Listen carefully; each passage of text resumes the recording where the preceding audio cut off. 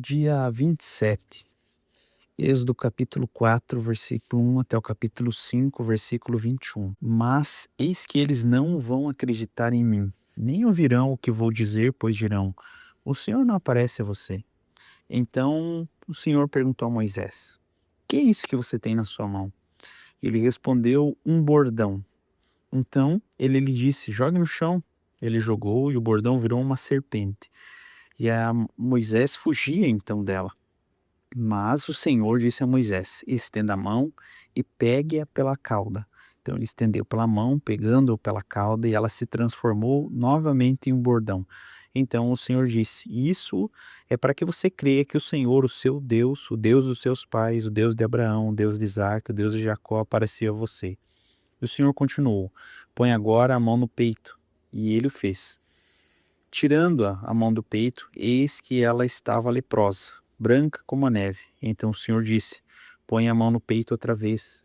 Ele pôs a mão no peito outra vez, e quando a tirou, eis que havia se tornado como o restante da sua carne. O Senhor continuou: se eles não acreditarem em você, nem entenderem a evidência do primeiro sinal, talvez acreditarão na evidência do segundo sinal. Se eles não acreditarem mediante esses dois sinais, nem ouvirem o que você disser, pegue um pouco de água do rio e derrame na terra seca.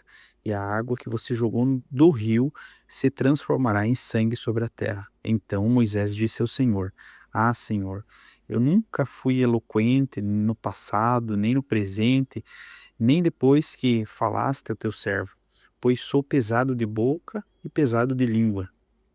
Então o Senhor respondeu: quem fez a boca do homem? Ou quem faz o mudo, ou surdo, ou que vê, ou cego? Não sou eu, Senhor?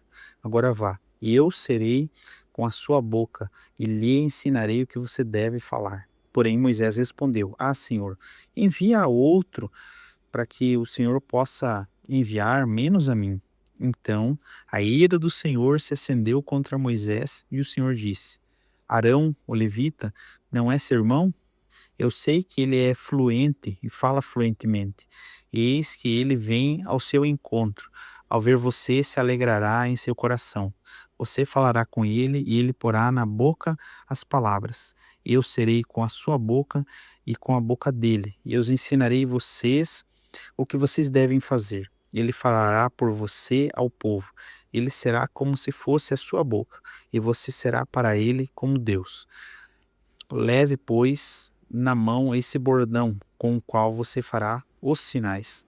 E Moisés voltou para Jetro, seu sogro, e lhe disse: deixe-me voltar aos meus irmãos que estão no Egito para ver se ainda vivem. Jetro respondeu: vá em paz. O Senhor disse a Moisés e Midian: volte para o Egito, porque já morreram todos os que queriam matar você. Então Moisés tomou a mulher e os filhos e fez com que montassem num jumento e voltou para a terra do Egito. Moisés levava na mão o bordão que Deus lhe havia dado. O Senhor disse a Moisés: quando você voltar do Egito, trate de fazer diante de Faraó todos os milagres que pus em sua mão.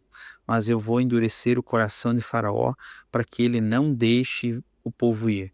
Diga a Faraó: assim diz o Senhor: Israel é meu filho, meu primogênito, e eu digo a você: deixe o meu filho ir, para que me adore. Mas se você não quiser deixá-lo ir, eis que eu matarei seu filho, seu primogênito. Estando Moisés no caminho, numa estalagem, o Senhor o encontrou e quis matá-lo. Então Zípora pegou uma pedra afiada, cortou o prepúcio do seu filho e com ele tocou os pés de Moisés e lhe disse: sem dúvida, você é para mim um marido de sangue. Assim o Senhor deixou. Ela disse: marido de sangue, por causa da circuncisão.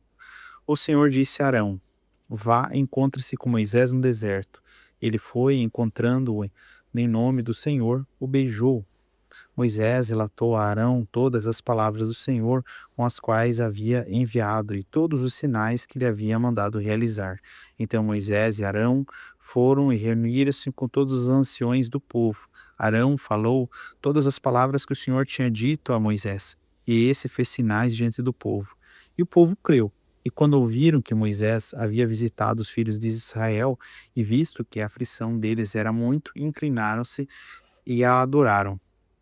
Depois Moisés e Arão foram e disseram a Faraó: Assim diz o Senhor, Deus de Israel: Deixe o meu povo ir para que me celebre uma festa lá no deserto.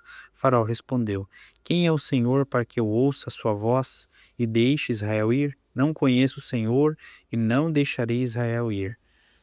E eles prosseguiram: O Deus dos Hebreus veio ao nosso encontro, portanto, deixe-nos ir a caminho de 3 dias ao deserto, para que ofereçamos sacrifício ao Senhor nosso Deus, para evitar que ele venha sobre nós com peste ou com espada. Então o rei do Egito disse: Moisés e Arão, por que vocês estão afastando o povo das suas tarefas? Voltem ao trabalho. E Faraó disse também: O povo da terra já é muito e vocês ainda querem que eles descansem de suas tarefas?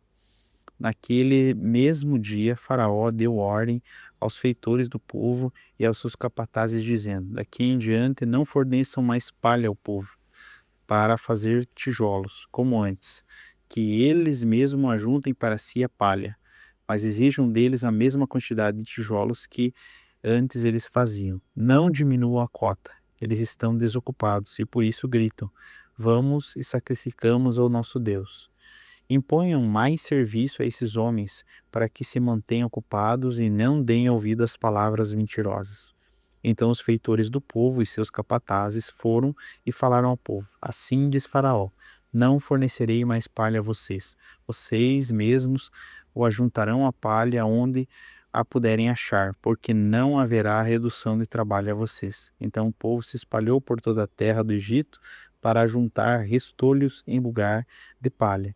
Os feitores os pressionavam, dizendo: Terminem o trabalho de vocês, a tarefa do dia, como quando havia palha. E os capatazes dos filhos de Israel, que os feitores de Faraó tinham posto sobre eles, foram açoitados. Os feitores perguntaram aos capatazes: Por que não terminaram nem ontem nem hoje as tarefas de vocês, fazendo tijolos como antes? Então os capatazes dos filhos de Israel foram se queixaram a Faraó, dizendo: Por que o Senhor trata assim esses seus servos? Já não nos fornecem mais a palha, mas nos dizem: Façam tijolos. Eis que esses seus servos são açoitados, porém o seu próprio povo é que tem culpa. Mas Faraó respondeu: Vocês são uns desocupados. Vocês estão desocupados e por isso dizem: Vamos sacrificar ao Senhor. Voltem agora ao trabalho. Vocês não receberão palha, mas terão que produzir a mesma quantidade de tijolos. Então os capatazes dos filhos de Israel se viram em aperto e diziam entre eles: Não haverá redução de quantidade de tijolos na tarefa que vocês terão todos os dias. Quando saíram da presença do Faraó, encontraram Moisés e Arão, que estavam esperando por eles. E eles disseram: Que o Senhor olhe para vocês e os julgue, porque vocês nos fizeram odiosos aos olhos de Faraó e diante dos seus servos, dando-lhes a espada na mão para nos matar. Mateus capítulo 18, versículo 1 ao 20. Naquela hora, os discípulos se aproximaram de Jesus e perguntaram: Quem é o maior no reino dos céus? E Jesus, chamando uma criança, colocou-a no meio deles e disse: em verdade vos digo, se vocês não se converterem e não se tornarem como as crianças, de maneira nenhuma entrarão no reino dos céus. Portanto, aquele que se humilhar como essa criança, esse é o maior no reino dos céus. E quem receber uma criança tal como essa, em meu nome, a mim também me recebe. E se alguém fizer tropeçar um desses pequeninos que creem em mim, seria melhor que esse juntasse ou grudasse uma pedra de moinho e fosse pendurada no seu pescoço, e ele se fosse então afogado na profundeza do mar. Ai do mundo por causa das pedras de escândalo, de tropeço, porque é inevitável que elas existam, mas ai daquele que é responsável por elas. Se a sua mão ou seu pé leva você a tropeçar, corte e jogue fora, pois é melhor que você entre na vida manco ou aleijado do que tendo as duas mãos e os dois pés e ser lançado no fogo eterno. E se um dos seus olhos leva você a pecar ou tropeçar, arranque-o e jogue fora, pois é melhor você entrar na vida eterna com um só dos seus olhos do que tendo os dois sendo lançado no fogo do inferno. Fiquem atentos para que não desprezem nenhum desses pequeninos, porque eu afirmo a vocês que os anjos deles, lá nos céus, veem incessantemente a face do meu Pai Celeste, porque o Filho do Homem veio salvar o que estava perdido. O que vocês acham? Se um homem tiver 100 ovelhas e uma delas se desgarrar, não deixará ele nos montes as 99 indo procurar aquela que se desgarrou? E se consegue encontrá-la em verdade, lhes digo que ficará muito alegre por causa dessa do que pelas outras 99 que não estão, desculpe, do que pelas 99 que não estão desgarradas. Assim, não é a vontade do Pai de vocês, que está nos céus, que se perca um só desses pequeninos. Se o seu irmão pecar contra você, vai e repreenda-o em particular. Se ele ouvir, você ganhou o seu irmão. Mas se ele não ouvir, leve-o ainda com outras 2 ou 3 testemunhas, para que pelo depoimento de 2 ou 3 testemunhas toda a questão seja decidida. E se ele se recusar a ouvir essas pessoas, exponha-o ele publicamente à igreja. E se ele se recusar a ouvir também a igreja, considere-o como gentil e publicano. Em verdade lhes digo que tudo que vocês ligarem na terra será ligado nos céus, e tudo que vocês desligarem na terra será desligado nos céus. Em verdade também lhes digo que, se 2 de vocês sobre a terra concordarem a respeito de qualquer coisa que vierem a pedir, isso lhes será concedido por meu Pai, que está lá nos céus. Porque onde estiverem 2 ou 3 reunidos em meu nome, ali eu estou no meio deles. Salmo 22, do versículo 19 até o versículo 31. Tu, porém, Senhor, não te afastes de mim.